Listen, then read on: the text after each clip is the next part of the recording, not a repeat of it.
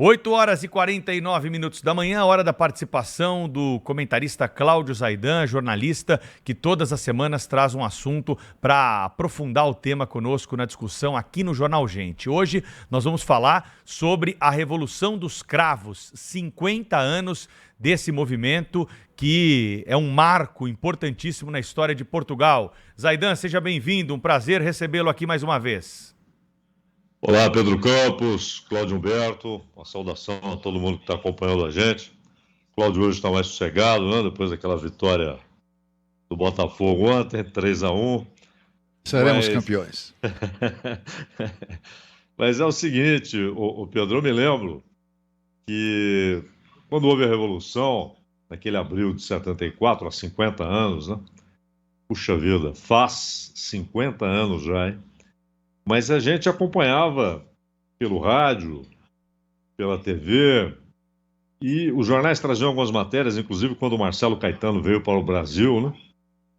E muita gente, inclusive, ao criticar o antigo regime, o salazarismo, aproveitava para criticar aspectos que eram muito parecidos com os da ditadura militar no Brasil. Mas muita gente também ficou com receios, né? Mas foi uma cobertura boa até, que nós tivemos em 74, considerando as circunstâncias. E o que aconteceu ali foi uma revolução libertadora, não há dúvida. O salazarismo, porque a ditadura em Portugal, ela começa mesmo com os militares no comando antes de Salazar. Em 26, você já tem os militares no poder. Salazar se torna ministro, rapidamente é visto como a solução para a crise portuguesa. Uma crise prolongada e muito dolorida para o povo português, porque Portugal, ao longo do século XIX, né, foi perdendo relevância econômica. O Cláudio, que conhece bem Portugal, você, Pedro, vocês sabem que Portugal e Espanha cometeram um grave erro na passagem do mercantilismo para o modo capitalista de produção.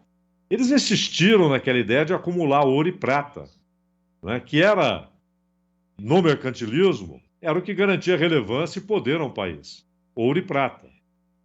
Enquanto os ingleses, principalmente os ingleses, mas também os holandeses, os franceses e mais tarde a Alemanha, eles passam a investir o que eles tinham de dinheiro acumulado, de ouro e prata, na produção capitalista, na industrialização da produção e também em pesquisas, aquilo que na época nós chamaríamos hoje de ciência e tecnologia.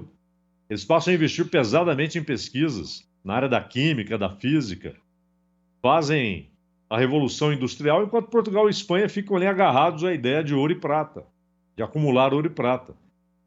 Os dois países entraram no século XX como países agrícolas, de economias agrícolas, enquanto esses outros países se tornaram potências industriais. Quando há a Primeira Guerra, que é uma guerra entre os grandes colonizadores, né, Portugal e Espanha já ficam ali à margem, participam, mas uma participação que só lhes fez mal. E Portugal entra na década de 20 quebrado. Vem a tomada de poder pelos militares, e o Salazar absorve muito daquilo que o Mussolini estava fazendo na Itália, né? Então, os sindicatos passam a ser controlados pelo Estado, a produção privada, a produção industrial e agrícola privada, passa a ter o controle do Estado, e, obviamente, em 33, quando o Salazar, aí sim, ganha poder, e se estabelece o Estado Novo, expressão copiada 4 anos depois na ditadura varguista no Brasil, né? O Estado Novo de 37, já havia uma ditadura no Brasil e também com alguns aspectos fascistas. Mas em 37, que Getúlio fecha o Congresso e a ditadura se escancara, né? Com os militares e o Getúlio no poder. Então, quando o Salazar fica doente em 68, ele só morre em 70, mas em 68 ele já não tinha condição de exercer o poder. Ali já há um claro enfraquecimento do regime, que já vinha sofrendo muito com as guerras coloniais. Em Angola, Moçambique. E os militares que participavam dessas campanhas estavam altamente insatisfeitos com a condição das tropas, com a falta de investimento, e o país de novo voltava a uma crise econômica. Salazar fica doente, inclusive ele é enganado, né, pelos próximos. Eles dão a entender que ele ainda está no poder. Ele só vai morrer em 70. E o Marcelo Caetano não era o Salazar, não tinha o prestígio perante as Forças Armadas, as elites econômicas. Era um professor, um intelectual, tentou dar prosseguimento ao salazarismo, mas vinha se enfraquecendo. Em 73, eles formam ali o movimento das Forças Armadas, que já era um movimento de oposição. Em março de 74, eles tentam derrubar o governo. Não conseguem. Dia 16 de março. No dia 24 de março, há uma reunião do movimento das Forças Armadas e eles decidem, nós vamos derrubar esse governo. Não dá mais. E em abril, então, é uma ação militar? É, mas com gigantesco, imenso apoio popular. Você vê a reação das pessoas. É o que diferencia um golpe de uma revolução, né? Você vê o povo nas ruas festejando com cartazes a respeito da liberdade. O salazarismo estava derrubado.